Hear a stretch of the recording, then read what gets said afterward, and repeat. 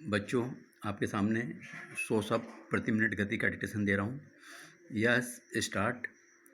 देश के आज़ाद होने के तुरंत बाद ही बहुत से देश प्रेमियों ने यह इच्छा प्रकट की थी कि देश भर में सभी स्तरों पर और सभी प्रकार की शिक्षा हिंदी तथा अन्य भारतीय भाषाओं के माध्यम से दी जाए।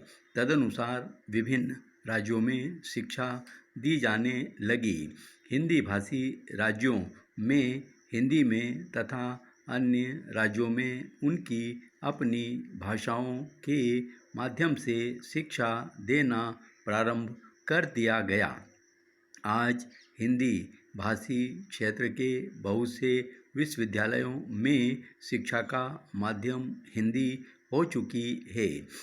हिंदी के माध्यम से शिक्षा प्राप्त करने वाले और परीक्षाएं पास करने वाले लाखों विद्यार्थी हर वर्ष तैयार हो रहे हैं, किंतु शिक्षा समाप्ति के बाद जब उन लोगों के नौकरी में जाने का सवाल उठता है तब उनके सामने तरह तरह की कठिनाइयाँ आ जाती हैं, क्योंकि अभी भी अधिकांश सरकारी नौकरियों में भर्ती के लिए ली जाने वाली परीक्षाओं में अंग्रेजी का प्रश्न पत्र अनिवार्य होने के साथ साथ अन्य प्रश्न पत्र भी अंग्रेजी माध्यम से ही हल करने पड़ते हैं।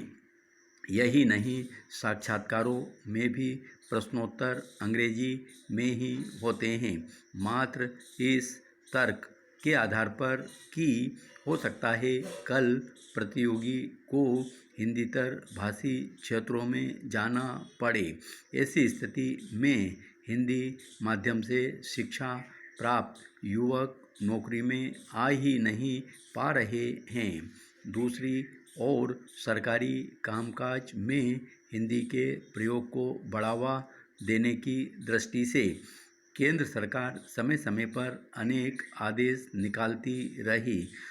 यह कितनी विचित्र बात है कि एक ओर तो हिंदी माध्यम से परीक्षाएं पूरी तरह नहीं की जा रही हैं और दूसरी ओर सरकार यह भी चाहती है कि सरकारी कामकाज में हिंदी का प्रयोग बढ़े। यह कैसे हो सकता है?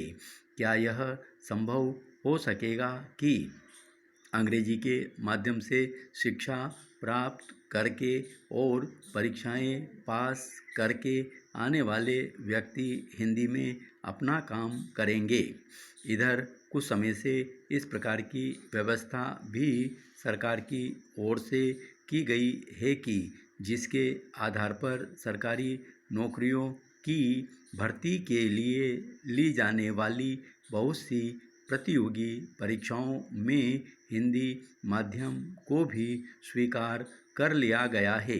लेकिन हिंदी माध्यम से परीक्षा में बैठने वाले लोगों के लिए अभी तक ऐसा सहायक साहित्य पर्याप्त मात्रा में सुलभ नहीं हो सका है, जिसकी सहायता से हिंदी माध्यम से परीक्षाएं पास करके और ऊंचे अंक लाकर वे तुलनात्मक आधार पर ऊंचे स्तर तक पहुंच सके।